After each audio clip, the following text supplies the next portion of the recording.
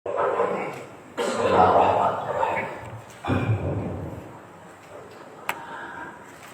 Assalamualaikum warahmatullahi wabarakatuh.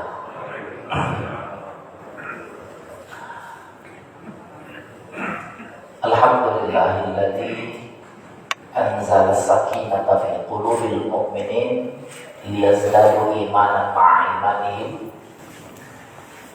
Asyhadu an la ilaha illallah wahdahu la syarika lahu wa asyhadu anna Muhammadan abduhu wa rasuluh alladzi balagha risalah wa nasaha ummah wa adal amanah wa jihada fi sabilillahi haqqa jihadih hatta atahul yaqin. Hadirin wal hadirat, Bapak Ibu jamaah subuh di Masjid An-Nur Komplek Pondok Jurang Manuk Indah yang dirahmati Allah. Alhamdulillah kita masih dipersatukan oleh Allah dalam iman, masih bisa datang ke masjid sholat subuh berjamaah sambil menghirup udara segarnya Allah. Mudah-mudahan situasi seperti ini bisa kita pertahankan, ya Pak, sampai akhir hayat kita. Untuk istiqomah itu memang banyak yang dikorbankan, banyak yang diperjuangkan, karena kita tidak tahu doa dari siapa yang lebih dikabulkan Allah. Siapa tahu justru doa dari sahabat-sahabat kita yang sama-sama sholat subuh berjamaah sepanjang kita hidup di dunia ini. Bapak Ibu yang dirahmati Allah, sebagaimana yang dilihat hari ini kita membahas salah satu sub tema penting dalam kajian Tazkiyatun Nafs, yaitu tentang khalwat dan uzlah, jalan menuju Allah.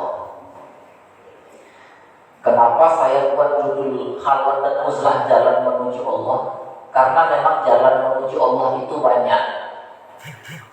Ya, ada jalan menuju Allah dengan zikir, dengan doa, dengan sabar, dengan ridho, dengan mahabbah, dengan qanaah, dengan tawakal, dengan mujahadah, dengan riyadhah, banyak sekali. Nah, khalwat dan uzlah itu isinya sebenarnya adalah ya munajat, tafakkur, tadabbur, zikir, doa. Jadi nanti kita akan membahas ini. Tetapi secara umum, khalwat dan uzlah ini adalah amalannya para nabi, amalannya para rasul sejak ribuan tahun. Khalwat itu maksudnya bersepi-sepi, menyendiri, hanya kita dan Allah. Jadi khalwat itu mengambil waktu, mengambil tempat untuk bisa betul-betul fokus sama Allah. Kita menyengaja, ya Allah, hari ini aku ingin fokus denganmu, tidak ada yang lain, aku saja denganmu, ya Allah. Jadi mengalokasikan waktu beribadah hanya untuk kepada Allah, itu akan membuat kita terbiasa menjadikan Allah itu hal yang utama. Dekat sama Allah itu bukan di sisa-sisa waktu, tetapi mendekatkan diri kepada Allah adalah waktu yang paling utama. Karena itulah kita harus menyengaja untuk berkhalwat, bersepi-sepi dengan Allah. Ya, nanti kita bisa bahas lebih jauh. Tadinya Pak Suwardi ingin saya menyampaikan pengalaman, karena saya kan baru pulang dari perjalanan riset dan dakwah saya di New York dan di Los Angeles. Tapi mungkin nanti diseling-selingi saja tema utama kita tidak melebar kemana-mana. Baik, sebagaimana yang dilihat bisa terbaca ya Pak ya. Ibu-ibu bisa terlihat, bisa terbaca ya. Insya Allah bisa. Apa itu khalwat? Khalwat itu artinya menyendiri, mengambil tempat untuk menyendiri. Menyendiri ini ya bisa satu orang, bisa kita punya teman, yuk kita sesekali ambil waktu yuk untuk sama-sama berzikir. Boleh. Jadi cerita yang pernah kita dengar dalam Ashabul Kahfi itu, beberapa pemuda itu harus tarik diri dia karena terganggu keselamatannya, karena dakwahnya itu ditolak. Mereka pergi ke gua, itu adalah bagian daripada uzlah juga, itu bagian daripada khalwat juga.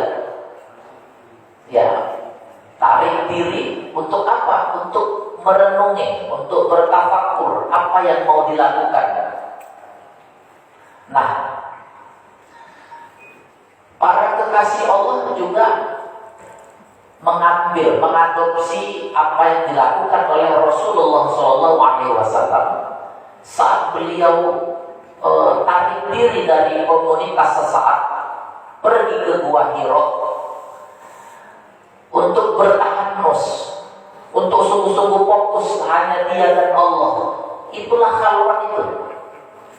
Jadi Bapak Ibu, kita itu perlu sesekali untuk berkhalwat supaya kita rasakan, ya Allah, selama ini aku beribadah kepadamu hanya di sisa-sisa waktu yang sedikit. Kalaupun sholat paling 5-10 menit, tapi hari ini aku ingin mengutamakan Engkau dalam waktu yang aku fokuskan hanya untukmu, ya Allah. Tidak ada pegang-pegang handphone dulu. Mungkin sesaat, mungkin 1 jam, mau 2 jam, mau 3 jam. Kalau ada yang bisa 2 hari, 3 hari ya lebih bagus. Ya, itulah makna berkhalwat. Saya pikir tidak jauh dengan apa yang disampaikan oleh Rasulullah SAW dalam hadisnya. Siapa yang melakukan tafakur, bermuhasabah, introspeksi diri, sesaat itu sama seperti beribadah 80 tahun. Bayangkan Bapak Ibu, tafakur sesaat. Nah, isi dari khalwat itu ya tafakur. Itu dinilai seperti 80 tahun beribadah. Ada di sini yang usianya 80 tahun Pak. Mungkin ada tapi nggak banyak. Beruntung kita yang menyengaja menyempatkan waktu untuk berkhalwat. Nanti kita bisa jelaskan lebih jauh. Tujuannya apa? Menjauhkan diri dari berbagai kemaksiatan dan memfokuskan diri dengan berbagai amalan agar lebih dekat dengan Allah. Fenomena sekarang banyak orang depresi ya Pak. Banyak orang stres. Kadang-kadang yang kita lihat ibadahnya bagus-bagus aja, stres juga. Ada seorang istri mengadu,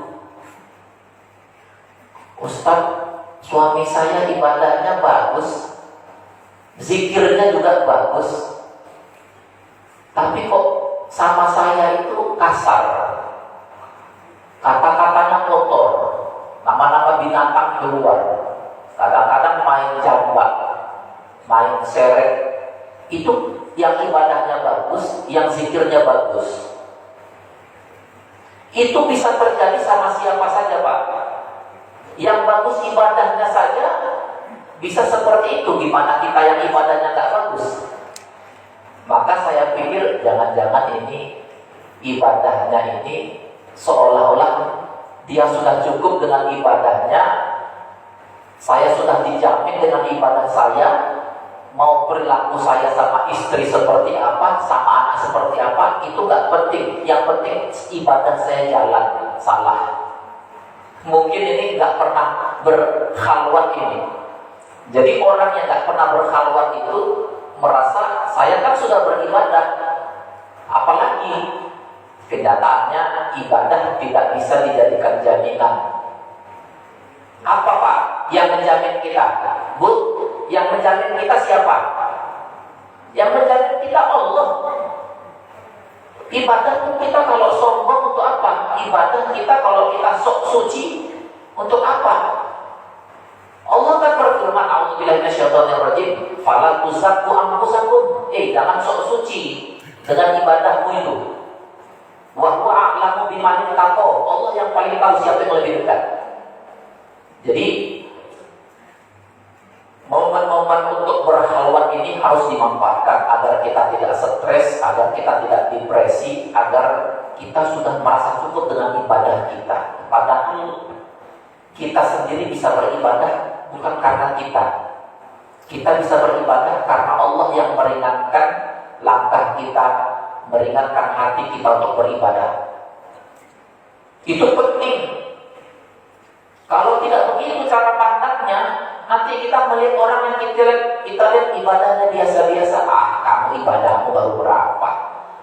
Zikirmu baru berapa? Sepele kita sama orang. Karena kita merasa sudah cukup dengan ibadah. Itu gak boleh. Makanya khalwat itu menyendiri dengan Allah supaya kita sadar. Walaupun kita sudah beribadah, itu yang menjamin Allah. Bukan ibadah. Ibadah ini adalah baru kendaraan saja. Kita lihat. Kalau uzlah apa? Kalau kemarin pandemi COVID-19 itu membuat orang harus mengatur jarak yang diistilahkan dengan social distancing itu. Dalam beberapa hal, uzlah itu ya social distancing, tarik diri dulu dari komunitas supaya kita tahu siapa diri kita, bagaimana di luar. Jangan-jangan rusaknya komunitas karena kita rusak, karena kita yang selama ini mempengaruhi sehingga komunitas kita jadi jahat. Makanya kita tarik diri. Jangan melulu menyalahkan komunitas, jangan-jangan kita di situ yang sering mempengaruhi kenapa sering terjadi kejahatan. Jadi kita tarik diri. Social distancing.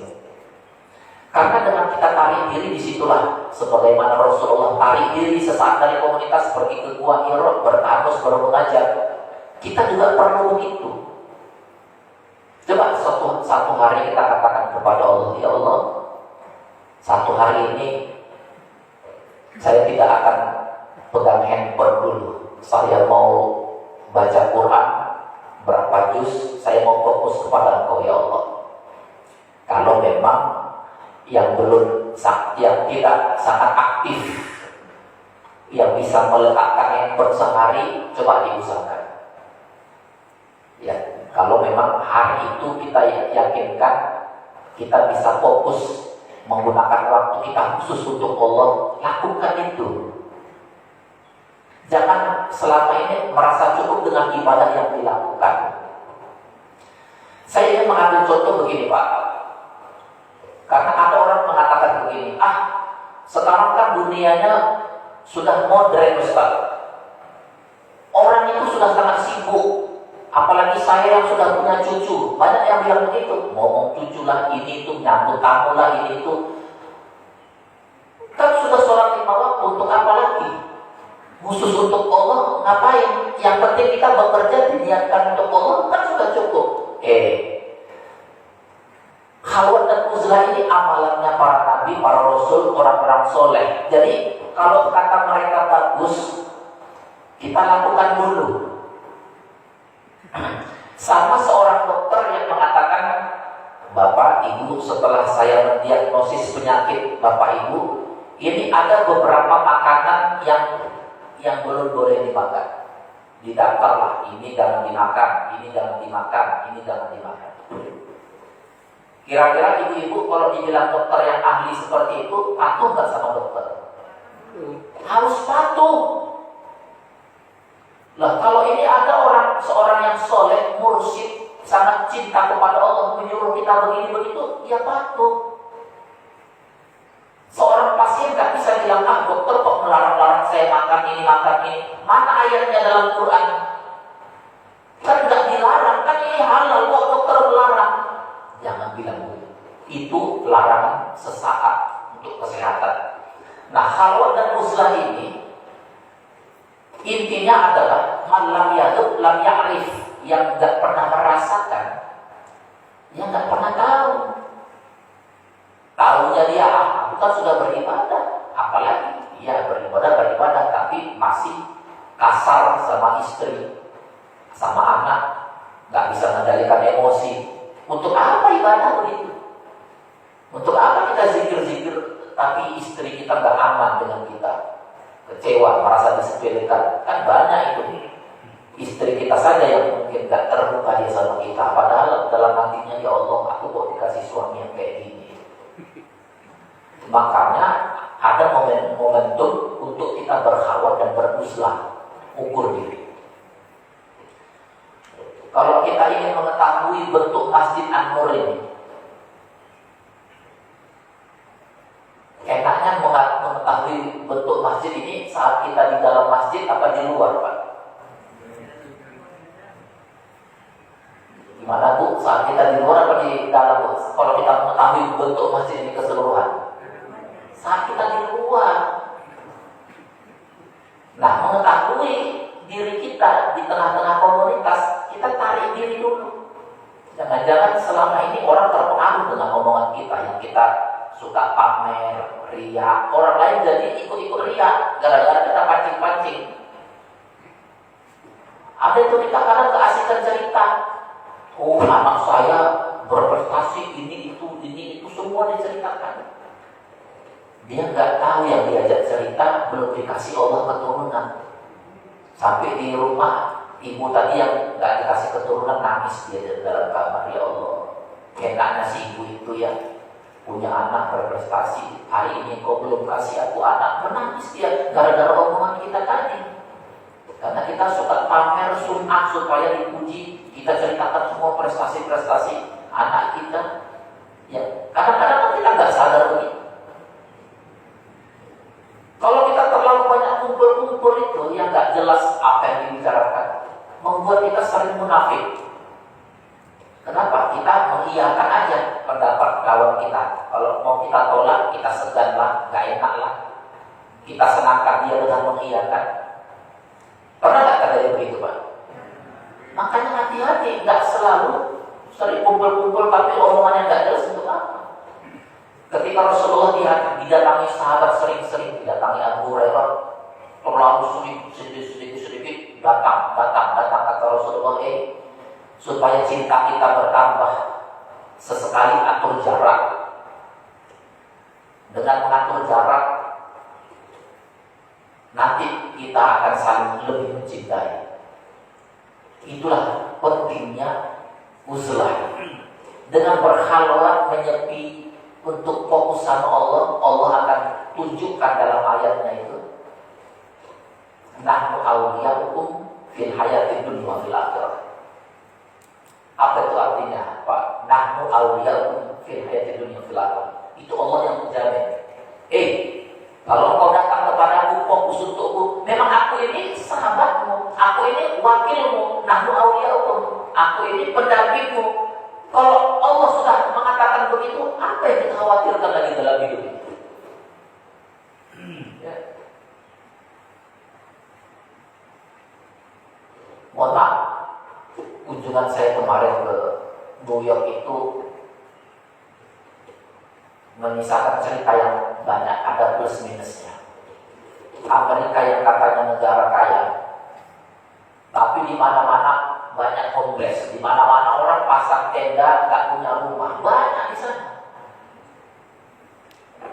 Tidak punya rumah, gelandangan, banyak di sana. Katanya negara kaya.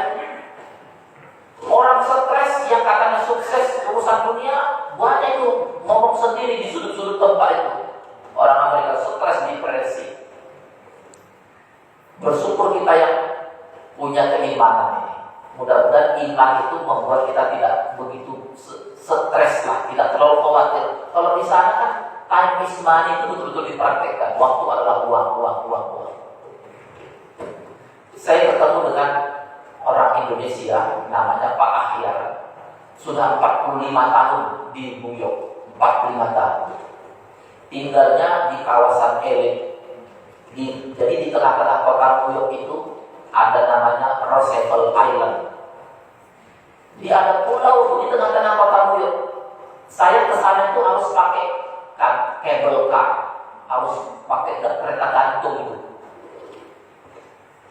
Itu harga apartemen yang dia beli itu puluhan miliar. Singkat cerita, saya bincang-bincang sama dia, muncullah pertanyaan saya, Pak Ahyar, Bapak di sini sudah 45 tahun ya. Saya lihat Bapak sangat sukses, bisa punya apartemen di tempat yang seperti ini. Kira-kira Pak Ahyar, kalau saya mengikuti jejak Bapak untuk bawa keluarga saya tinggal di sini, bawa anak-anak saya tinggal di sini, memulai hidup, membuka karir di New York ini, gimana menurut Pak Ahyar yang sudah 45 tahun di sini? Jawabannya mengagetkan saya, Pak. Apa dia bilang? Pak Bambang ini mau memulai hidup baru pula di sini. Saya di Amerika, di New York ini sudah sejak usia 20 tahun. Saya sudah pergi ke ratusan negara. Memang di dinding-dinding rumahnya itu ada plakat-plakat pengalaman dia keliling dunia. Boleh dibilang saya termasuk orang yang sangat sukses di New York ini. Tapi mendengar Pak Bambang punya keinginan mau tinggal di sini bersama keluarga, saya sedih. Loh, kok sedih Pak? Saya saja yang sudah sukses begini, yang Pak Bambang baru mau memulai. Artinya Pak Bambang nggak mungkin mencapai apa yang sudah saya capai, nggak mungkin, jauh. Karena Pak Bambang kan bukan usia 20 tahun lagi, udah mau setengah abad, mau memulai hidup baru di sini pula. Maksudnya, kalaupun Pak Bambang lebih sukses nanti, nggak usah pernah berpikir tinggal di sini lah. Saya sendiri walaupun sukses di New York ini, kalau boleh sejarah diputar katanya, kalau waktu itu boleh dibalikkan, saya nggak mau tinggal di New York ini. Lebih baik, lebih senang saya, lebih bahagia saya kalau tinggal di Indonesia. Di Indonesia itu betul-betul membahagiakan. Kapan saja kita mau berkunjung silaturahmi, nah masih banyak kebahagiaan. Kalau di sini apa? Saya tinggal di apartemen seolah-olah saya sendiri, orang sibuk dengan urusnya masing-masing. Tapi saya mau pulang ke Indonesia udah repot. Keluarga saya di sini, anak cucu saya di sini, menantu saya di sini, komunitas saya di sini. Saya jadi gampang saya kalau mau pulang. Tapi kalau boleh diputar, saya lebih memilih tinggal di Indonesia saja. Jadi walaupun sukses di sana, tapi soal ketenangan, kekeluargaan, kebersamaan, susah di sana dicari. Kita ini kan kalau mau ngopi-ngopi masih enak. Di sana nggak ada istilah nyantai-nyantai, sibuk terus. Walaupun sudah sukses, tapi pikirannya adalah terbawa kultur di sana. Uang. Makanya banyak yang stres, banyak depresi. Walaupun secara materi cukup, itulah dunia. Makanya bicara uzlah dan khalwat ini sangat sesuai sebagai terapi. Banyaknya orang yang stres, banyak orang depresi. Paling tidak ini meyakinkan kita akan firman Allah tadi, aku ini wakilmu. Jangan coba-coba jauh. Apapun selain aku, palsu semuanya. Apapun selain aku, kata Allah, nggak ada itu. Dulu aku sendiri yang ada, akulah yang asli. Yang lain semua fata morgana, termasuk manusia.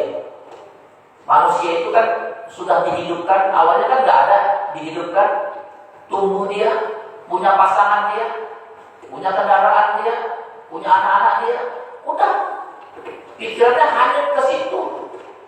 Pikirannya hanya kepada rumahnya, kendaraannya, anak-anaknya, padahal dulu dia nggak ada. Jadi uzlah dan khalwat itu kita kembali mengenal diri, ya Allah, aku kan sebenarnya nggak ada.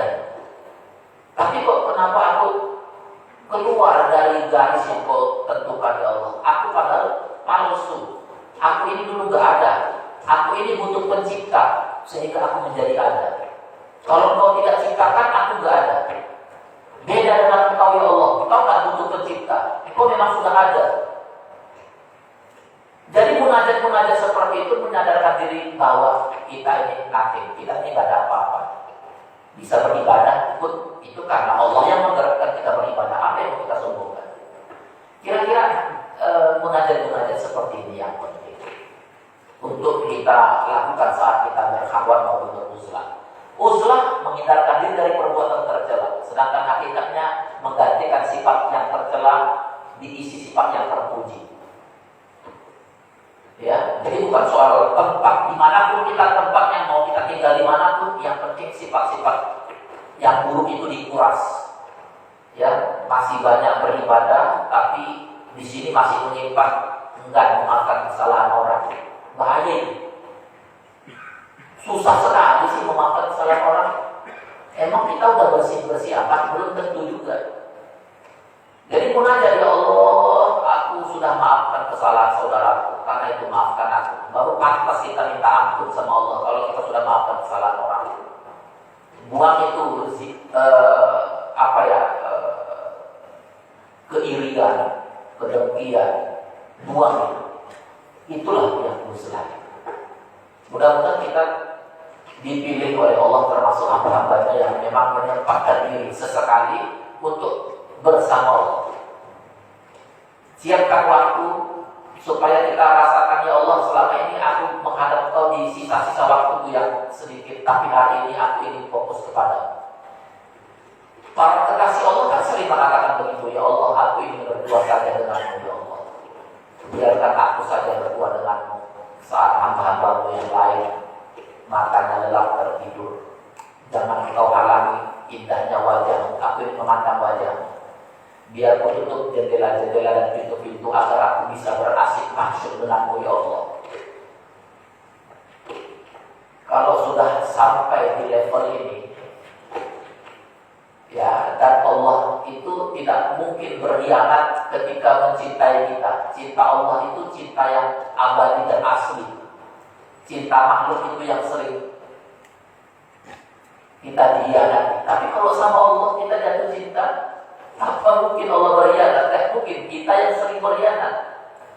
Karena itu tidak lain dan tidak bukan tujuan daripada khalwat dan uzlah ini menambahkan mahabbah. Persis seperti yang difirmankan oleh Allah, walladzina amanu asyaddu hubban fillah.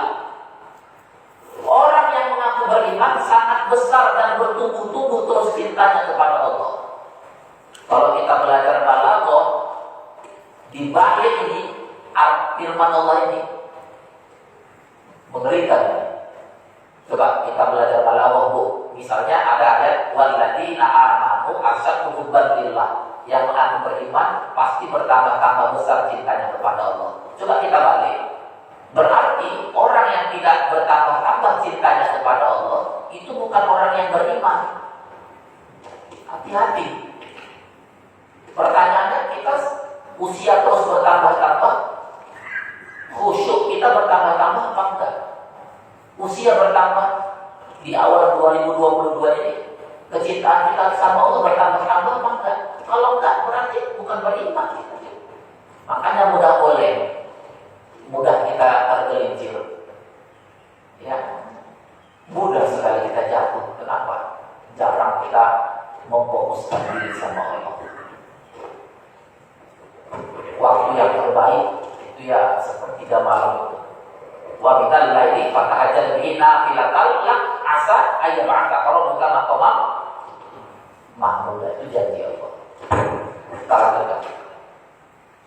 Kata Imam Ibnu Athaillah dalam kitabnya Al-Hikam itu, "Ma nafa'al qalba syai'un mithla uzlah yadkhulu biha midal fitrah." Tak ada sesuatu yang lebih bermanfaat. Maksudnya yang paling bermanfaat bagi hati itu apa? Melakukan uzlah, melakukan tarik diri. Orang itu sering ditentukan oleh rencananya. Saya tarik diri, ya Allah, untuk membuat rencana yang lebih besar. Seperti Rasulullah tarik diri dia dari komunitas sesat untuk memantaskan diri mendapatkan wahyu. Coba tidak beruzlah, coba tidak bertahanus di buah Hirot. Mungkin harus ada cara lain yang dilakukan Rasulullah untuk mendapatkan wahyu itu. Itulah yang namanya memantaskan diri. Jadi kalau Bapak Ibu mau dianggap hamba yang pantas di hadapan Allah, gunakan waktu untuk Allah.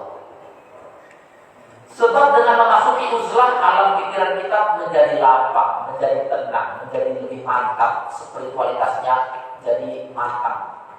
Tidak kayak tadi, zikir-zikir juga, tapi istri dipukuli. Apa ini? Kebetulan, mohon maaf, suaminya ini ya sahabat-sahabat saya juga yang cerita sama saya. Tadi malam saya berzikir, terus zikir saya ini membuat roh saya itu terbang kemana-mana sampai berjumpa dengan Rasulullah katanya. Wah, hebat. Jangankan sama Rasulullah, ini kemana-mana di keliling dunia di roh saya ini. Kalau soal roh saya berbicara sama sahabat Abu Bakar, Umar, Utsman itu biasa. Mungkin saja memang pengalaman begini benar, tapi tidak perlu diceritakan. Tujuannya apa diceritakan? Pengalaman-pengalaman spiritual itu kan kadang-kadang nggak perlu diceritakan. Gara-gara diceritakan itu mungkin Allah marah.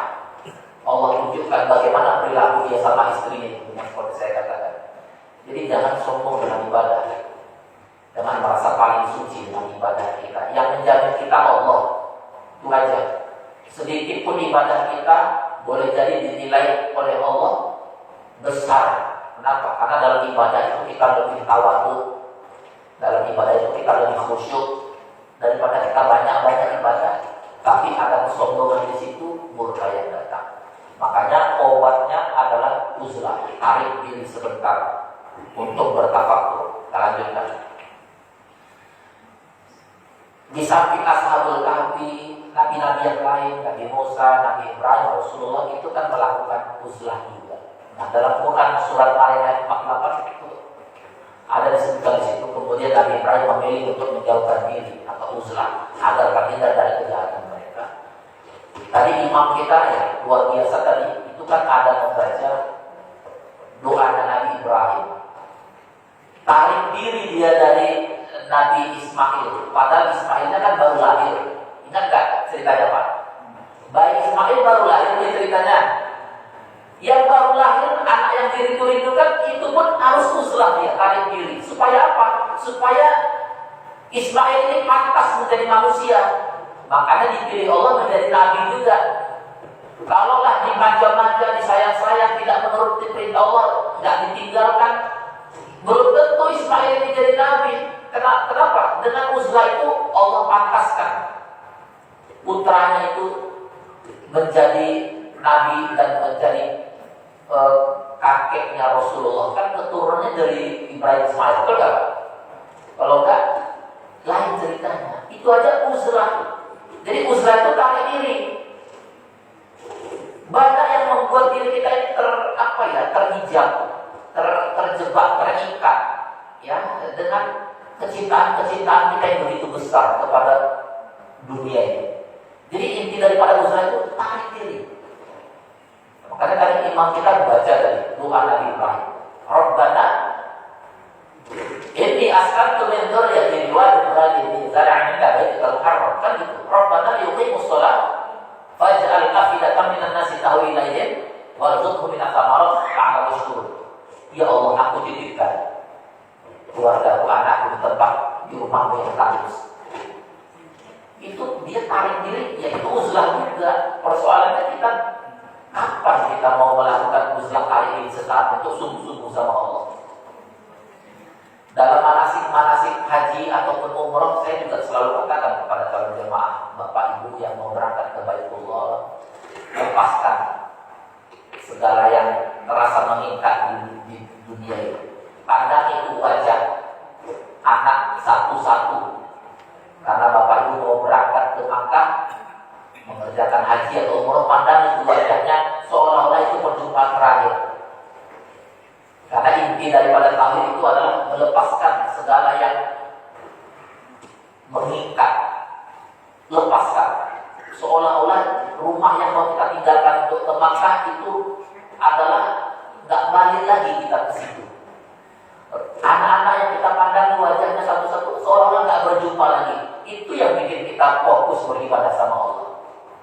Kalau nggak begitu payah nanti. Masih di bandara sudah telepon-telepon, begini begitu, mama pergi untuk beribadah, tapi khawatir dengan yang ditinggalkan. Itu namanya bukan uzrah, bukan berhaji, bukan berumroh itu. Sedikit-sedikit yang ditinggalkan masih dikhawatirkan. Padahal dia mau datang ke rumah Allah, di mana Allah itu adalah penentu nasib, penentu takdir yang menghidupkan dan mematikan. Fokusnya kita untuk apa sebenarnya? Makanya saya pernah sampaikan di sini, kadang-kadang kita berdoa itu pun hanya untuk memenuhi hasrat dunia kita. Allah terus kita bawa-bawa supaya kita makin puas dengan permintaan kita. Ya Allah, kasihlah saya ini, kasihlah saya ini. Begitu dikasih Allah, Allahnya entah di mana, kita pun makin sibuk dengan apa yang kita dapat. Apa gunanya itu? Makanya perlu usaha. Kita lanjutkan. Bagi Ibnu Arabi, ya, apa katanya? Selama beruzlah ia mendapatkan banyak ilmu seperti yang dimilikinya. Karya-karya Ibnu Arabi itu banyak. Pengalaman Zubnya itu mengatakan bukan dari ilmunya, tapi Allah yang langsung mengimlahkan kitab-kitab yang dia tulis. Pengakuan Ibnu Arabi khususul hikam itu apa katanya? Maka kataku hadal kitab illa min imlahi Rabbi. Aku tidak menulis kitab ini kecuali Allah yang langsung mengimlahkan. Kenapa? Lewat uzlah itulah dia dapat ilmu yang banyak. Saya baca kitabnya itu, Ibnu Arabi ketika berzikir dikasih Allah ilmu tentang batu-batuan, tapi tidak berhenti, terus berzikir. Kalau kita kan mentang-mentang udah berzikir terus punya kelebihan sedikit, zikirnya berhenti, udah belok kita, fokus sama apa yang kita bisa. Kan ada itu berzikir sedikit, ada bisikan, wah kau nabi, kau istimewa ini. Udah terus keluar kemana-mana ngaku nabi, ngaku malaikat Jibril, kayak Musaddiq dan Lia Eden. Pernah dengar Pak? Jadi zikirnya untuk apa ini? Untuk membesar-besarkan diri. Orang berzikir itu untuk semakin tunduk, semakin fana, hilang kediriannya di hadapan Allah yang Maha Besar. Kan itu tujuan zikir. Tapi dia tidak tergoda pula dengan bisikan-bisikan. Kita mau zikir, mau sholat, apapun itu adalah untuk membuat hati ini sangat tawadhu, sangat tunduk, tidak sombong sama makhluk. Itu kan tujuan ibadah. Innama ataqabbalus shalah mimman tawadhu al-yawma. Itu salah satu firman Allah dalam hadis qudsi.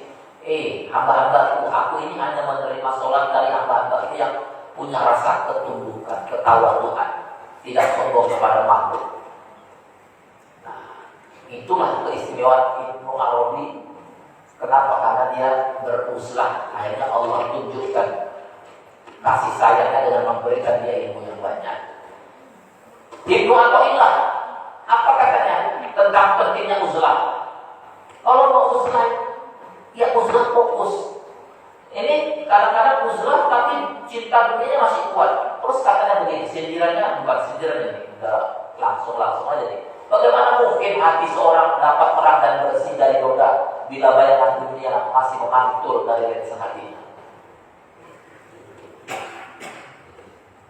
Mau uzlah tapi masih berteman dengan yang berzina, berteman sama yang narkoba, pemabuk, berteman sama yang judi, ya terbawa-bawa teruslah dia.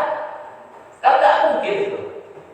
Ya, sementara agama kita itu sering tergantung dengan siapa teman kita, kata Rasulullah. Makanya perlu uzlah. Kalau enggak mungkin itu. Ya. Kemudian kata Al-Zabidi apa katanya? Seorang yang mengamalkan uzlah secara otomatis mempunyai banyak waktu berhubungan dengan Allah dengan menjalankan berbagai macam ibadah, merenungkan ayat-ayat Allah. Jadi terasa kita banyak waktu untuk Allah, tidak disisa-sisa waktu lagi. Ini kadang-kadang kita usia terus bertambah, bacaan Quran kita juga agak tambah-tambah fasih, makhraj kita juga masih salah, hafalan juga nggak bertambah-tambah. Terus dengan tambahnya usia, gimana nih? Khusyuk kita nggak bertambah-tambah? Mudah-mudahan tidak seperti itu. Mudah-mudahan bertambah-tambah. Kita lanjutkan. Terus apa perbedaan halwa dan uzlah? Halwa itu mengosongkan hati dari segala hal selain Allah. Yang ada hanya Allah. Ya Allah, bantu aku. Katakan begitu dalam hajat kita. Bantu aku ya Allah, agar hati cenderung kepadamu secara bulat, total, penuh, tidak setengah-setengah ya Allah. Kalau setengah-setengah, ujung-ujungnya kita yang oleh. Kenapa? Fokus kita kepada yang lain. Akhirnya hati kita menjadi apa? Pakat dababil husna. Kita dustakan juga kebenaran Allah. Kenapa? Karena kecenderungan kita lebih kuat kepada dunia. Berapa banyak orang yang jatuh, tergelincir, ya, karena lebih cenderung kepada dunia daripada kepada Allah. Makanya kosongkan hati dari segala hal selain Allah, hanya Allah. Dan kosongkan dari segala yang melalaikan. Sedangkan uzlah menyingkirkan hati dari nafsu dan apa yang menjadi ajakan nafsu. Itu bedanya.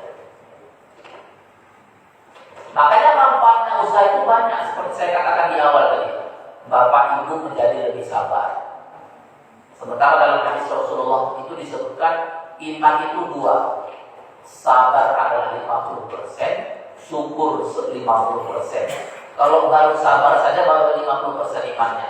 Dilengkapi dengan apa? Dengan syukur. Nah, dengan halwa ini kita bisa menjadi pribadi yang sabar, menjadi pribadi yang syukur, lebih zuhud, lebih mahabbah, lebih ikhlas, lebih qanaah, lebih ridho. Ini harta kita kalau kita mau melakukan itu. Lanjut kata Ibnu Athaillah, tidaklah tumbuh dahan-dahan kehinaan kecuali dari benih ketamakan. Gimana mau uzlah kita masih rakus, kita masih tamak? Gimana mau uzlah sama keluarga sendiri? Karena saya banyak dapat laporan Pak, jamaah konsultasi ustaz, kami keluarga 7 orang tidak lagi saling berbicara, putus komunikasi. Kenapa? Ya gara-gara pertengkaran karena warisan orang tua. Ada yang iri, kok dia lebih banyak, kok saya sedikit. Gara-gara itu. Makanya hati-hati Bapak Ibu yang punya banyak warisan nih. Kadang-kadang kita, na'udzubillah ya, udah meninggal justru jadi rebutan sama anak-anak. Anak-anak pun gak saling ngomong. Gara-gara padahal mereka harusnya mendoakan orang tua, tapi makanya kadang-kadang orang tua tuh kalau dia bisa berbicara di alam bahasa itu, ya Allah, aku lihat anak-anakku berebut harta yang aku tinggalkan. Kalau tahu begini lebih bagus aku gak meninggalkan apa-apa. Jadi lebih bagus aku gak meninggalkan apa-apa kalau gara-gara ini. Jadi gara-gara tamak kan bahaya ini. Jadi ada yang datang sama saya, Ustaz, setelah kedua orang tua kami meninggal, kami putuskanlah rumah yang selama ini ditempati orang tua untuk dijual. Terus, iya kami sepakat anak-anaknya ini mau menjual. Berapa dijual? 2 miliar. Terus 2 miliar, ada yang nawar 1,8. Anak yang paling besar bilang, ya udahlah dilepas saja lah. Kita kan juga butuh uang. Anak yang nomor 2 bilang, wah kan kita jualnya 2M. Kok kita lepas 1,8? Ya, oke lah kalau gitu kita carilah yang mau 2M. Sebulan, 2 bulan, setahun, 2 tahun. Gak ada yang nawar. Kondisi udah berubah. Dan harga rumah pun dijatuhkan jadi 1,5. 1,5 pun gak ada yang nawar. Akhirnya bertengkar. Itulah abang dulu. Ada yang mau 1,8 gak mau dilepas, minta 2M. Bertengkar, bermusuhan. Sampai sekarang rumah gak laku-laku, mereka saling gak komunikasi. Kenapa? Nah ini gara-gara tamak, kekeluargaan itu hilang. Saya hanya cerita satu kasus, padahal banyak kasus-kasus yang begini, yang lebih parah banyak. Cuma saya tidak ceritakan aja. Saya takziah ke rumah tetangga yang meninggal, adiknya itu tenang-tenang di warung kopi. Gak mau takziah, gak mau datang ke rumah abang kandungnya yang meninggal. Kenapa? Orang abang saya mengambil tanah orang tua saya lebih banyak dari bagian saya, katanya. Ngapain saya lihat mayatnya? Lihat mayat pun gak tahu lagi. Ini fenomena gara-gara urusan harta ini jadi tamak, jadi rakus, jadi begitu. Jadi perlu kita melakukan hawa dan usaha yang membuang ketamakan, rusak semuanya gara-gara tamak. Apa katanya? Jangan kau tanam benih ketamakan di hatimu sehingga tumbuh menjadi pohon kehinaan yang dalam dan yang dahan dan ranting akan bercabang-cabang. Rusak. Ada lagi orang tuanya sebelum meninggal bilang begini, ini rumah nanti dijual anak-anak yang berenam, baik laki-laki maupun perempuan, dan dibagi rata aja. Dibagi rata aja. Nah, kalau ilmu faraid kan laki-laki itu 2 kali lebih banyak daripada perempuan. Artinya perempuan separuh dapatnya dibanding laki. Kan begitu ya. Kalau saya, oke lah dibagi faraid, tapi kalau kita merasa lebih banyak dari yang perempuan, ya kita terima dulu bagian kita. Setelah itu ya udah kita bagi lagi rata lagi perempuan, itu tidak masalah.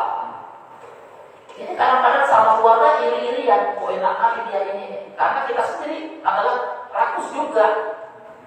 Apa salahnya dibagi rata juga? Setelah dibagi faraid, oke, setelah itu ya udah bagian saya balikkan lagi untuk perempuan karena dia juga butuh. Ya semua orang butuh. Apa salahnya kalau demi untuk kecintaan kebersamaan kita sama-sama hidup? Ilmu faraid dibagi berdasarkan faraid, tapi setelah itu kita bagi lagi supaya kan tidak ada masalah. Yang begini-begini ini kadang sama kakak kandung, sama abang kandung, gara-gara urusan 5 juta, 10 juta, kok jadi bermusuh? Apa sih? Makanya kita sedih kalau melihat fenomena-fenomena begini. Kenapa? Karena yang dipikirkan itu aja, zikirnya itu aja. Harta. Gimana mau khalwat? Gimana mau uzlah? Ada yang mau meninggal, ada itu seorang kaya mau meninggal, udah setruk, minta dibelikan Fortuner sama anak-anak. Saya bilang jangan-jangan zikirnya selama ini bukan subhanallah alhamdulillah, tapi Fortuner. Jadi udah begitu melekat. Ya alhamdulillah. Mudah-mudahan kita jangan begitulah. Jadi khalwat itu dalam perspektif sufistik itu memutuskan hubungan sementara dengan makhluk menuju yang hak, yang benar-benar hak itu adalah Allah. Kalau itu perjalanan rohani menuju hati menuju ruh, dan ruh menuju alam rahasia. Begitu kita sudah masuk ke dalam alam rahasia, ini seperti yang dialami Umar bin Khattab, apa katanya, hatiku itu sudah penuh sama Allah, sehingga tidak ada lagi dinding yang menghalangi aku dengan Allah. Siapa saja yang mengalami ini akan dilihatkan Allah rahasia-rahasia kerajaan-kerajaan yang ada di langit, kerajaan-kerajaan yang ada di bumi. Ditunjukkan Allah sama orang yang sudah sampai di level ini. Kira-kira kita bisa tak suatu waktu sampai di sini, Pak? Sehingga hidup kita begitu tenang, begitu lapang. Ya, itu buah daripada dosa. Lanjutkan. Kita boleh selesai sampai jam 6 ya, Pak ya? Boleh, Pak ya? Boleh. Makanya saya kejar supaya selesai jam 6. Khalwat itu menghadirkan rasa terus-menerus. Rasa hadir terus-menerus, seolah-olah kita ini sedang mau dijemput oleh malaikat maut, mau dijemput dengan kematian. Seolah-olah kematian itu adalah sesuatu yang kita tunggu-tunggu, di mana kita akan berjumpa dengan kekasih kita. Siapa kekasih kita? Allah Al-Mahdum. Kan salah satu inti daripada tauhid itu adalah tidak ada yang mau kita paling cintai kecuali Allah. Nah, ini dengan wafat itu kita berjumpa dengan kekasih kita. Jadi kita mengkondisikan saat kita berkhalwat itu kita seperti sedang menjemput kematian karena kita mau berjumpa kita akan menunaikan janji kita berjumpa dengan yang paling kita cintai, itulah Allah. Bisa nggak kita lakukan itu? Bu, bisa nggak kita menunggu kematian itu seperti kita mau berjumpa dengan kekasih yang paling kita cintai? Alhamdulillah kalau bisa. Kalau kita bisa, Allah balas itu. Oh, ternyata hamba merindukan aku. Akhirnya kata Allah, ya ayat Tuhan nafsul mutmainnah, irji' ila rabbika radiyatan mardiyah, fadkhuli fi ibadati jannah. Apa kata Allah? Ayo, jadi hambaku, masuk dalam surga, ayo. Kan gitu intinya. Tapi kadang-kadang tarikan-tarikan dunia ini membuat kita seolah-olah asing berbicara tentang kematian. Sementara orang yang dekat sama Allah ini seperti wisuda sama dia, seperti diletakkan mahkota di kepalanya. Sebentar lagi mahkota akan diletakkan di kepala saya karena malaikat maut akan datang. Karena kematian ini adalah jalan kesempurnaan. Kita tak bisa sempurna Pak kalau belum mati. Betul kan? Hidup yang sesungguhnya kan bukan di dunia. Kata orang-orang tua dulu, orang tua saya dulu bilang begini, dunia ini bukan tempat tinggal, tapi tempat apa Pak? Tempat meninggal. Makanya kalau berkhalwat itu seolah-olah menjemput kematian. Khalwat dapat dilakukan selama 10, 20, 40, silakan. Punya banyak soal angka harinya. Yang penting kita punya waktu di mana kita sangat khusyuk beribadah, sangat tenang dalam berzikir. Itu sudah khalwat walaupun cuma sesaat. Rasulullah bersabda, barang siapa beramal dengan sungguh-sungguh ikhlas karena Allah selama 40 hari, niscaya terpancarlah sumber-sumber hikmah dari hatinya dan lidah. Jadi 40 hari ini, 40 hari pertama atau 2 ketiga mungkin masih berat, tapi begitu sudah dibiasakan selama 40 hari, pengalamannya ke depannya jadi mudah. Makanya kata Rasulullah begitu, ke depannya jadi mudah, terpancar sumber-sumber hikmah, ringan aja, enak aja dia beribadah, tidak ada berat-beratnya. Pertama-tama memang berat. Nah, itulah sesuatu apa yang diistilahkan the power of repetition, kekuatan mengulang. Orang yang berdoa, kata para kekasih Allah, pada malam hari dengan menitikkan air mata sambil mengadu kepada Allah di saat orang-orang sedang asik tertidur, itu juga disebut berkhalwat. Persoalannya berapa kali kita ini sujud atau berdoa kepada Allah dalam keadaan meneteskan air mata. Sementara Rasulullah mengatakan, usahakanlah meneteskan air mata, usahakan. Kalau tidak bisa, paksa. Fatadaku. Kenapa? Dengan meneteskan air mata itu hati kita menjadi lembut, insya Allah. Itu juga bagian daripada berkhalwat. Kalau punya waktu yang lebih panjang ya lebih bagus. Tapi lagi-lagi bukan soal waktunya, bukan soal berapa harinya, tapi hati kita ini berapa persen sama Allah. Itu inti berkhalwat. Dan Allah tahu itu hambanya berapa persen hatinya sama dia. Allah tahu, oh ini hamba ini sebenarnya cuma 10% aja, 90%-nya dunia. Oh ini 50%, oh ini 70%, oh ini budak 100%. Mudah-mudahan kita lebih banyak lah sama Allah hati kita. Itu baru pantas Allah mengatakan, nahnu awliyakum, aku yang menjadi pendamping. Jangan khawatir. Kalau Allah sudah jadi pendamping kita, mungkin gak Allah menyiksa kita, mungkin gak Allah masukkan kita ke dalam neraka, sementara Allah juga mencintai kita. Gak mungkin.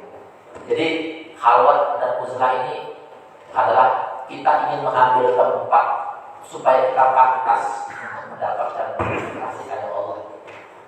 Untuk kita tinggal sedikit. Langkah yang paling awal itu, di awal-awal ini Bapak Ibu, coba dijagalah wudhunya ya. Menjaga wudhu setiap waktu dimanapun kita berada, itu dapat dikatakan berkhalwat juga. Karena wudhu adalah, ya, 5 menit lagi. Karena wudhu adalah bagian dari adab berkhalwat. Masuk wudhu secara berkekalan, ya, mirror, dawam. Di sini saat wudhu batal, wudhu kembali. Dengan cara ini dapat menjadi jalan bagi seorang salib, orang yang menuju melalui jalan menuju Allah, tidak menghentikan khalwat meski dalam aktivitas apapun, dia tetap menjaga itu. Apa kata Ibnu Mas'ud? Kalau engkau dihinggapi penyakit yang membuat jiwamu tidak tentram, gelisah, bawalah hatimu untuk mengunjungi 3 tempat. Yang pertama, tempat orang membaca Quran. Datangi majelis taklim yang mengingatkan dirimu kepada Allah. Ini sedang kita lakukan. Kemudian cari tempat yang sunyi dan berkhalwatlah. Ini pengalaman orang soleh Ibnu Mas'ud. Jadi amalan-amalan para nabi, para rasul. Hampir terakhir, hampir ya. Apa kata Abu Bakar As-Siddiq? Bergantunglah pada kesunyian. Hapuskan namamu dari ingatan orang-orang di sekitarmu. Hadapkanlah wajahmu kepada Allah untuk bermuhasabah dan bermunajat sampai engkau meninggal dunia. Jadi bergantung kepada kesunyian itu maksudnya jangan suka cari-cari popularitas. Melakukan itu supaya tenar, supaya populer. Tujuannya apa? Ya itulah yang namanya riya itu, pamer. Ya hati-hati. Orang yang soleh itu bergantung pada kesunyian. Gak apa orang gak kenal. Kayak Haidir itu. Gak banyak yang kenal. Tapi pengalaman makrifatnya jauh lebih tinggi daripada Nabi Musa sendiri. Karena dia rindu kepada kesunyian. Makhluk-makhluk langit, malaikat semuanya salut dan kagum. Dan mungkin banyak juga di dunia ini gak dikenal ya. Tapi Allah, malaikat-malaikat sangat populer dia di kalangan-kalangan malaikat. Bisa saja begitu. Jadi jangan terlalu kagum dengan popularitas. Ya, popularitas itu justru banyak menjatuhkan. Salah satu rukun dalam berkhawat adalah kemauan yang teguh, niat yang keras. Tampak bermodalkan kemauan yang membaca dengan setengah-setengah lah. Nanti upaya. Kalau kita setengah-setengah, ahlak saya sibuk begini begitu, gak jadi juga. Apa kata Abu Usman Al-Maghribi? Barang siapa yang beruzlah, ia meninggalkan semua ingatan kecuali ingat kepada Allah, mencari ridhonya, meninggalkan semua tuntutan hawa nafsu. Jika tidak demikian, maka apa yang dikerjakan akan menimbulkan fitnah. Khalwat adalah pekerjaan yang paling dicintai untuk mendorong rasa rindu kepada Allah. Rasulullah pernah ditanya oleh seorang sahabat, siapakah manusia yang paling utama? Rasulullah menjawab, orang yang berjihad dengan jiwanya, hartanya di jalan Allah. Laki tadi bertanya lagi, lalu siapa?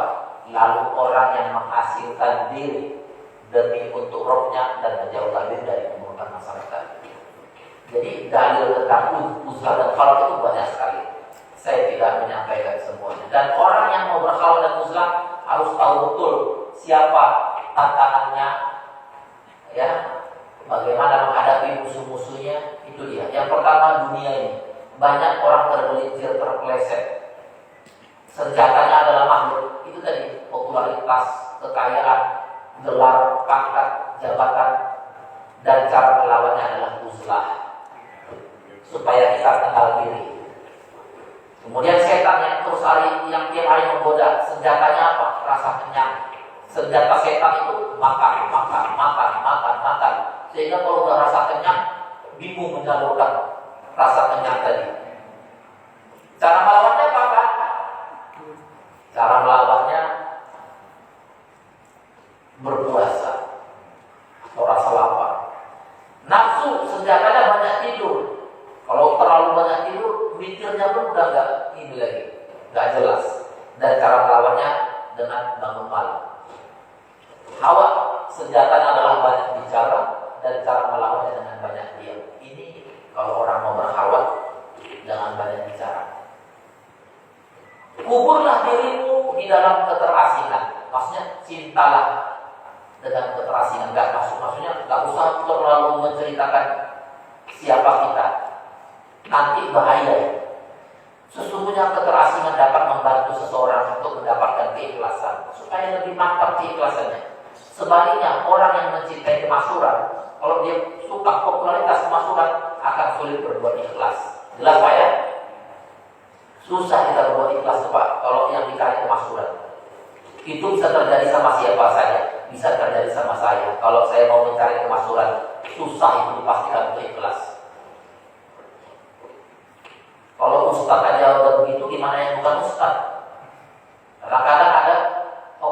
Ustaz nih antang tenar sedikit. Begitu udah tenar, ditelepon sama pengurus masjid, nggak pernah bisa, ayah sekali dihubungi. Ya, begitu diangkat yang menerima manajernya. Wah, udah pakai manajer nih Ustaz, karena popularitas tadi. Manajernya berani ngomong tuh, ini dengan siapa? Ini misalnya DKM Masjid An-Nur, PJMI. Gimana? Ya kita mau mengundang Ustaz. Waduh, Ustaz ini udah padat nih jadwalnya. Tapi kalau mau mengundang Ustaz, gimana ini budgetnya? Berapa ini yang disiapkan? Kata pengurus DKM, ya sekian. Kata manajernya, aduh Ustaz udah gak segitu sekarang. Nah itu kalau pakai manajer kan begitu. Manajer nggak mungkin berani ngomong begitu kalau nggak disuruh Ustaznya juga.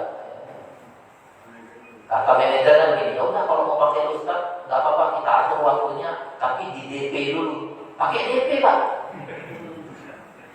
Loh kok pakai DP? Iya, nanti kalau otomatis Ustaz harus menyetop panggilan yang dari luar pada waktu dan jam yang sama. Ya Allah, ini gara-gara tekar sedikit udah kayak pedagang di Tanah Abang. Ininya pakai tarik-tarik begitu. Ini benar kata Abdullah Radit Asyarmudi, kalau udah mencintai kemaksuran susah untuk berbuat ikhlas. Sementara khalwat dan uzlah ini mengajarkan kita supaya terus ikhlas. Orang yang dalam hatinya masih ada keinginan untuk terkenal, katanya, maka ia tidak akan sampai kepada Allah. Seorang yang belum menjalin kemesraan dengan Allah tidak akan menjadi mesra dengan apapun, termasuk dengan pasangannya. Gak bisa dia itu mesra. Berarti kalau tadi mengaku berzikir, zikirnya itu pura-pura, zikirnya itu hanya untuk hawa nafsu saja. Jadi ada orang beribadah, justru ibadahnya itu jadi hijab, justru membuat dia semakin jauh dari Allah. Padahal prakteknya dia berzikir. Kenapa? Ada kesombongan di sini, ada merasa lebih mulia, orang lain menghina, dia lebih mulia. Itu yang membuat zikirnya itu menjadi hijab. Orang zikir itu semakin seharusnya mendekatkan diri kepada Allah, tapi dia zikir justru jauh dari Allah. Alhamdulillah. Aku tidak menemukan satu hal pun yang lebih baik yang dapat melahirkan keikhlasan selain khalwat. Gantilah sahabat Anda dengan khalwat. Jadi kita bersahabat dengan khalwat. Makanan Anda adalah lapar, ucapan Anda adalah mengajak Anda akan mencapai Allah. Terakhir, ini baru terakhir pas jam 6. Kalau kita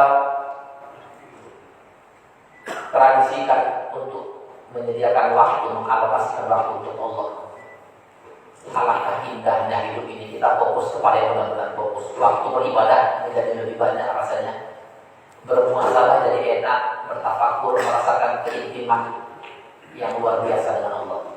Kita jadi terbebas dari riba, riya, dan akhlak yang buruk. Yaitu tadi, kumpul-kumpul gak jelas, ujung-ujungnya kita riba, riya, ya, menceritakan orang, sum'ah, pamer. Nauzubillah.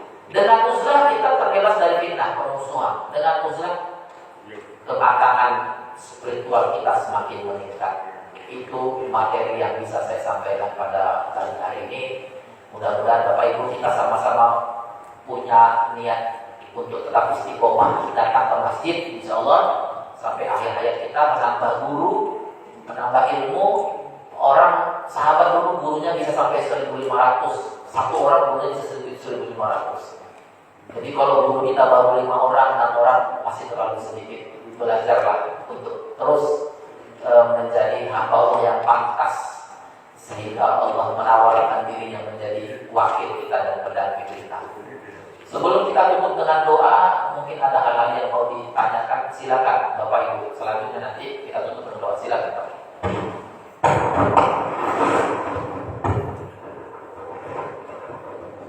Assalamualaikum warahmatullahi wabarakatuh. Waalaikumsalam warahmatullahi wabarakatuh. Saya mau nanya, Ustaz.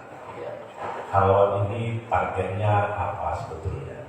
Apakah kontemplasi antara makhluk dengan Allah seperti yang diajarkan oleh Al-Haraj itu, anak-anak saya kenal anak. Apakah sampai ke taraf itu atau bagaimana? Terima kasih. Baik, Pak. Baik, sebenarnya ini kan baru pintu. Saya baru mendefinisikan, baru pengenalan, belum praktek, Pak. Prakteknya nanti dalam berhala itu banyak pilihan-pilihan zikir. Zikir itu para ulama mengatakan bisa disamakan dengan wirid, rutinitas bacaan kita apa supaya lidah kita yang tidak kemana-mana difokuskan. Ada yang memilih membaca Asmaul Husna, ya Latif, ya Aziz, ya Tawwab, ya Ghafur, ya Alim, macam-macam. Ada yang memilih zikir dengan membaca Subhanallah, Alhamdulillah. Jadi isinya adalah zikir, isinya adalah doa, isinya bermunajat. Jadi saya pikir kalau yang Bapak katakan nanti levelnya sampai ke al-halal itu nanti jadi kontroversi. Sementara halwat dan uzlah ini intinya adalah akhlak kepada 3 hal. Akhlak kepada diri sendiri, ya, akhlak, ya tentu yang pertama akhlak kepada Allah, akhlak kepada diri sendiri, akhlak kepada orang-orang sekitar, akhlak kepada semuanya, manusia, kepada alam lingkungan. Intinya di situ, Pak, sebenarnya. Jadi inti daripada khalwat dan uzlah itu adalah pribadi yang ihsan. Apa itu ihsan? Ihsan itu an-ta'budallah ka'annaka tarahu fa illam takun tarahu fa innahu yaraka. Kau beribadah kepada Allah seolah-olah kau sungguh-sungguh melihat Allah, tapi kalau belum mampu, Allah kan melihat engkau. Jadi tidak perlu khawatir. Yang penting kita beribadah seolah merasakan hadir Allah. Jadi saya pikir ini memang baru pengantarnya saja, Pak. Kedepannya kita akan belajar pengalaman-pengalaman zikir para nabi, para rasul. Itu sangat bagus untuk kita amalkan. Intinya panjang, Pak, ya. Intinya ada pada akhlak. Posisi kita sebagai khalifah fil ardi itu lebih diutamakan bagaimana kita menjaga cinta, menjaga kebersamaan, menyingkirkan hati yang sebagian besar sudah disebutkan. Kalau yang Bapak puncaknya nanti sampai kepada al-halal, saya pikir kita tidak terlalu mengokohkan tokoh-tokoh sufi. Sufi juga manusia. Sufi juga bisa saja melakukan kesalahan. Karena itu kita bukan mengandalkan tokohnya, tapi memulai dari diri kita sendiri, bagaimana hati kita sama Allah. Itu aja, Pak. Karena kalau Bapak mau mendiskusikan tentang al-halal, al-haq, itu nanti jadi panjang ceritanya. Sementara figur yang nomor 1 yang mau kita adopsi adalah Rasulullah SAW itu sendiri, bukan al-halalnya, bukan Rabi al-Adawiyahnya dan lain-lain. Ya, saya pikir itu, Pak, yang bisa saya respon. Silakan ada yang lain, Pak. Kalau tidak ada kita tutup. Oh, silakan kita tutup dulu, Pak, ya. Baik, udah jam 6 lewat. Mari sama-sama kita akhiri taklim kita ini dengan berdoa dan bermunajat. Mudah-mudahan Allah menambah rasa kebahagiaan kita di dalam sujud-sujud kita, dalam doa-doa kita, merasakan ketenangan, sehingga Allah sungguh-sungguh dapat melindungi kita karena kita melakukan hal-hal yang pantas untuk menjadi hamba yang dicintai. A'udzubillahi minasyaitonir rajim. Bismillahirrahmanirrahim. Allahumma shalli ala sayyidina Muhammad wa ala ali sayyidina Muhammad. Ya Tawwab, wahai Engkau Allah yang Maha menerima taubat. Terima taubat kami, ya Allah. Begitu banyak kenikmatan yang Kau berikan kepada kami. Begitu banyak waktu yang Kau titipkan kepada kami. Tapi tidak semua waktu yang Kau berikan kepada kami gunakan untuk berzikir menyebut asma-Mu, ya Allah. Ampuni kami yang masih melalaikan waktu yang Kau amanahkan, ya Allah. Waktu pagi, siang, malam tak selalu kami isi dengan zikir menyebut asma-Mu, ya Allah. Ampuni kami. Ampuni kami, ya Allah, jika sampai setua ini khusyuk kami tak bertambah-tambah, rasa syukur kami juga tak kian bertambah. Jangan Engkau murka kepada kami, ya Allah. Engkau masih mengizinkan kami sampai hari ini menghirup udara, masih Engkau izinkan kami meminum air-Mu, ya Allah. Masih Engkau izinkan kami tinggal di bumi-Mu ini, ya Allah. Jadikan kami hamba-Mu yang pandai bersyukur, ya Allah. Bahagiakan kami dalam zikir-zikir kami, bahagiakan kami dalam doa-doa kami, ya Allah. Ya Allah, ya Tuhan kami, Engkaulah yang Maha Mengampun. Ya Ghafur, ya Ghafur, ampuni kami, ya Allah. Ampuni sejahat apapun masa lalu kami, sehitam apapun, seburuk atau bahkan sebusuk apapun dosa-dosa yang pernah kami lakukan di masa lalu kami. Ampuni kami, ya Allah. Jangan Kau marah kepada kami, jangan Kau murka kepada kami, ya Allah. Kalaupun kami dulu berdosa, bukan kami ingin menentang, tapi semata-mata karena kebodohan kami sendiri. Karena kami susah menjalankan syahwat kami, ampuni kami, ya Allah. Kalau bukan kepada siapa lagi kami mohon ampun, ya Allah. Ya Allah, ya Tuhan kami, anugerahkan kepada kami, kepada keluarga kami, keluarga yang menjadikan Engkau sebagai tujuan terbesar kami. Jadikan kami keluarga yang saling mencintai, yang saling setia karena Engkau, ya Allah. Terangi rumah kami dengan baca ayat-ayat suci Al-Quran. Terangi rumah kami dengan sholat-sholat berjamaah yang kami lakukan, ya Allah. Terangi rumah kami dengan keturunan kami yang soleh dan solehah, ya Allah. Jadikan putra-putri kami putra-putri yang soleh dan solehah, putra-putri yang menyejukkan hati kami, putra-putri yang menjadi qurrata a'yun bagi kami, ya Allah. Putra-putri yang selalu mendoakan kami kedua orang tuanya, baik saat kami masih hidup maupun saat kami sudah Kau panggil. Ya Allah, ya Tuhan kami tidak tahu berapa lama lagi kami menjalani hidup di dunia ini. Kami sering lupa, ya Allah, bahwa maut pasti menjemput kami. Kami tidak bisa bermohon kecuali sungguh-sungguh penuh harap saat waktunya datang. Saat malaikat maut menjemput kami, kami bermohon kepada-Mu, ya Allah. Panggillah kami saat hati kami ini terpaut kepada-Mu. Panggil kami, ya Allah, saat hati kami cenderung dan rindu kepada-Mu, ya Allah. Jangan Kau panggil kami saat hati kami lalai mengingat-Mu, ya Allah. Jangan Kau panggil kami saat kami lupa dan melakukan dosa kepada-Mu, ya Allah. Engkau mudahkan, Kau ringankan, ya Allah. Engkau lembutkan sakaratul maut bagi kami. Jadikan akhir hidup kami semua, ya Allah, dengan husnul khotimah. Allahumma rabbana hawwin 'alaina fi sakaratil maut wa najatana minan nari wal 'afwa indal hisab. Rabbana atina fid dunya hasanah wa fil akhirati hasanah wa qina 'adzabannar. Walhamdulillahi rabbil alamin. Billahi taufiq wal hidayah wa bihi nasta'in. Wassalamualaikum warahmatullahi wabarakatuh.